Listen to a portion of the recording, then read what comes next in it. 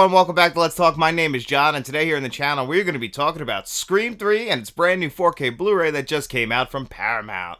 So Scream 3 was originally released back in 2000. It's the third film in the Scream franchise, again directed by Wes Craven, the legendary horror director who brought us such classic films like The Last House on the Left, The Hills Have Eyes, and of course the first Nightmare on Elm Street film. This is God. And A New Nightmare, and plenty of other classic films. He's considered one of the greatest horror directors of all times, and I'm inclined to agree with them. But this time we didn't bring back Kevin Williamson to write the script, and it's very noticeable. This time the film is leaning a lot more into comedy. It's commenting on trilogies and all the tropes that happens in trilogies, and we had to turn down the violence quite a bit, and it's very noticeable, mainly because in 1999 the Columbine killings happened, and the United States at the time was, reeling from that, so they turned down the violence, turned up the comedy.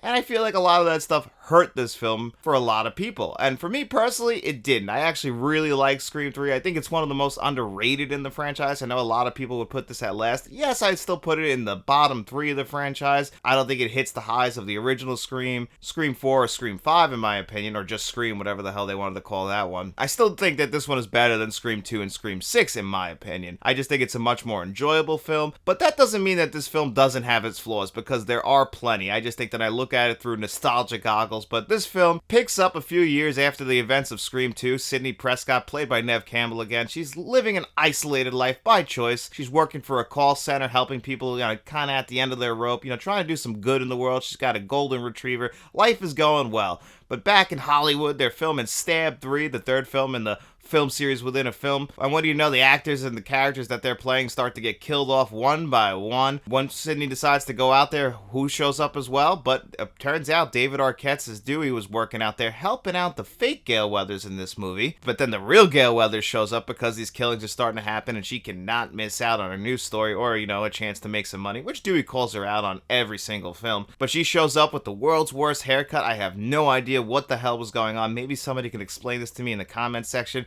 But in the year 2000, this haircut, Texas Chainsaw Massacre 2 had Chop Top, but this is Chop Top. I don't know what the hell happened to her hair in this movie, but it is just ridiculous. I don't know if this was a style back in 2000. I was around in 2000. I don't remember anybody else but Courtney Cox in Scream 3 having this haircut. So it doesn't really work for me once she shows up. But now they start to investigate what these murders are, and because it's a trilogy, and we do have Randy pop back up, explain to us all the trilogy rules. You are dealing with, here are some super trilogy rules. That means there's going to be some new revelations, some new twists and turns in the entire Scream franchise. Some of those twists and turns I feel like have been ignored by the later films, but actually a lot of the other stuff in this movie has been picked up for the later films and actually has been used probably to better effect than it actually is used here in Scream 3. But the biggest flaw of this film is the voice changing machine that they have. First of all, I think we're finally getting up to that technology now in 2023, but we definitely didn't have it back in the year 2000. The fact that this machine can replicate anyone's voice, speech pattern, just the way they talk essentially. There's almost no difference. No one's able to tell. We see this very early on in the movie when Liev Schreiber's character of Cotton Weary, hosting a show 100% Cotton, when he gets tricked and murdered at the very beginning of this movie. And right then where she'd been like, this machine, I think that's a bit of a reach. And there's a ton of leaps in logic in this film. But what I think makes this film work is not only the acting by the lead actors in Courtney Cox, David Arquette, Neve Campbell, but we also got newcomers to the series in Patrick Dempsey, Scott Foley, and Lance Henriksen, all banging out great performances. And I think that's what helps to elevate this film a little bit. And I enjoy the comedy elements of this movie. We also get Carrie Fisher popping up for a cameo, and a very funny cameo. Hey, are you... No. But you look just... Like her? Jay and Silent Bob, because they also shot Jay and Silent Bob Strike Back. Wes Craven appears in that movie, so we get Jay and Silent Bob in his movie. I guess they were filming them on the same lot. Both of them are Miramax, and actually this movie has a very meta thing in basically calling out Harvey Weinstein before the Harvey Weinstein stuff started to get called out. So this movie was ahead of its time for that as well. So I think this movie did a lot of good. I just think it's very underappreciated in the Scream franchise, mainly because once we get to Scream 4, 5, and 6, we start to turn the gore back up again, especially in Scream 5 and 6. Scream 4 4, I think, is actually one of the better films in the franchise. So I feel like Scream 3 just kind of gets forgotten about. It's the third film in a trilogy, and it's very hard for the third film in any trilogy to stick the landing. They even call that out in this movie. But there's just such good elements in this movie. Watching the scenes where they're on the set of Woodsboro, but it's on sound stages, all that stuff just works so well for me. I understand the complaints about there being less violence, and I'll admit, it's very noticeable when they try and cut away from the kills to not show you as much. It feels very artificial, but I feel like the script, which isn't as good as the first two film scripts, is still good enough. The performances are good enough. So if you're one of those people who happens to skip over Scream 3 every time you watch the franchise, I can highly recommend you don't do that. Give it another shot, and I think you might enjoy it this time around. But we're also here today to talk about the brand new Paramount 4K Blu-ray that just came out, so let's talk about that right now. So here's Scream 3 on 4K Blu-ray. I opted for the slipcover version, mainly because I have all the other versions in slipcover form, so I wanted to keep them all uniform, but it really does have a beautiful looking steelbook that I really wish I could have got, and for the price this is going for, the steelbook I believe was only $21.99, this is $19.99.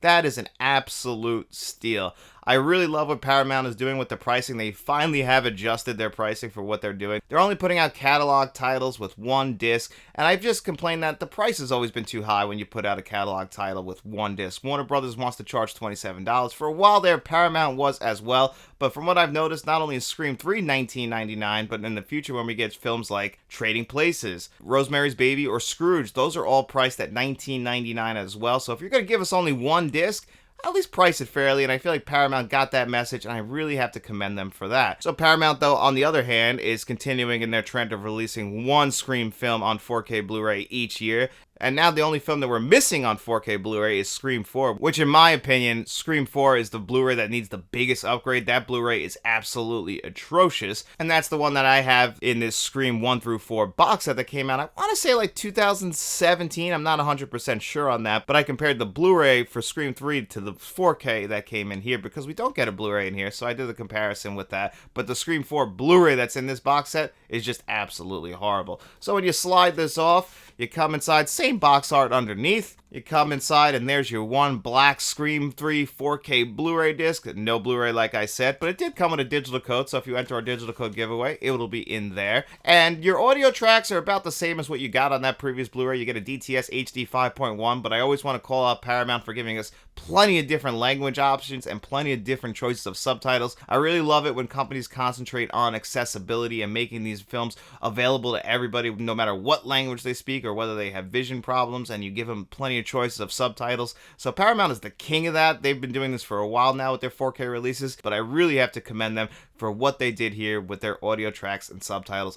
That's something for me personally. I really absolutely love that. And now as far as the extras go, it's the exact same extras that are on the Scream 3 Blu-ray that's in this box set as well. There is not even a difference at all. They even have them listed in the same exact order, which means they just copy and pasted it to these 4K discs. But you know what? Giving us some extras, even if they're reused extras, I can really appreciate that, especially since I understand Scream 3 is probably the least favorite in the franchise, so many people aren't going to be looking for a making of documentary for Scream 3. I would have, but I know that most people won't. You also get alternate endings, outtakes, TV spots, you know, everything you would expect from a disc like this. And again, they're all previously released, so nothing new in here as far as extras go. So the biggest thing that got upgraded, and what most people are going to come to the Scream 3 4K for, is the visual upgrade, and it's a very, very noticeable upgrade. Now, when I was comparing it to the Scream 3 Blu-ray that I have, the Scream 3 Blu-ray is actually not that bad. The biggest flaw of the Scream 3 Blu-ray is the brightness is a little turned down, and they kind of increase the saturation, makes the skin tones look a little artificial and fake. Same thing with the hair elements,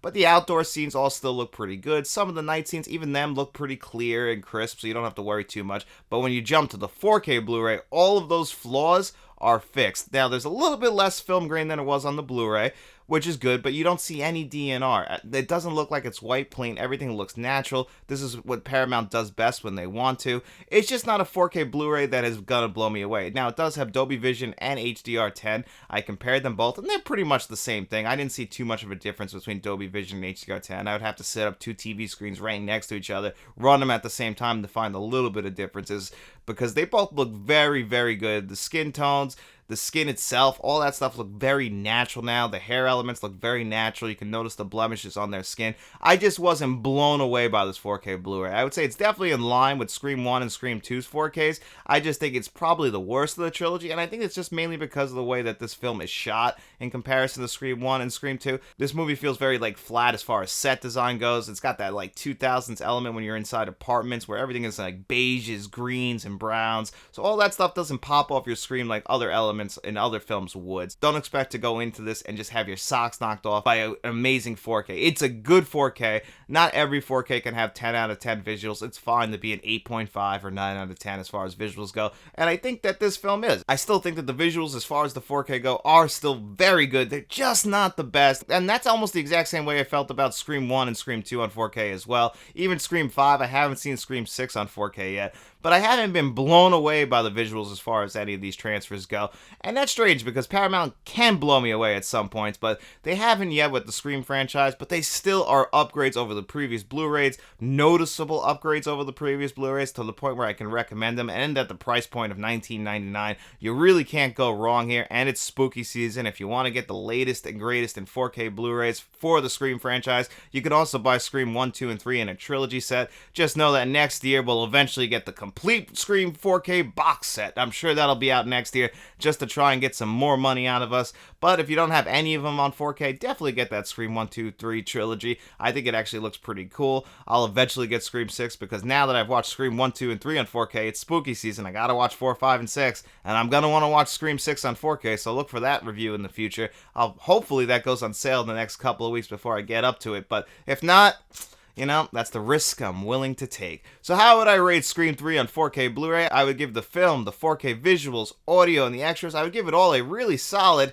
8.5 out of 10. Nothing that blew me away. Still a very solid 4K Blu-ray. One that I think you're going to really enjoy. And for the price point, it really can't be matched. You really can't ask for more than that. I'm hoping that Warner Brothers gets the message that Paramount is sending that, hey, if you're going to release something with only one disc and a slipcover, why don't you price it under $20? Really help the consumer out there. So let's hope that this becomes a pattern for all of the major studios. Obviously, the boutique labels give us a little bit more than what the studios give us, so the price of that to be a little bit more is to be expected. But for the studio releases, when we don't really get the bells and whistles, it would be nice for them to price them about what Paramount is doing. But hey guys, if you want to grab the Scream 3 4K Blu-ray from Amazon, I will leave my Amazon affiliate link in the description below. It costs no extra money to you and it really does help the channel out. But if you want to continue to support the channel, the thing that helps it out the most is just by you simply liking this video, subscribing to the channel, and then just getting out in those streets and telling your friends about us. We'll be seeing you around.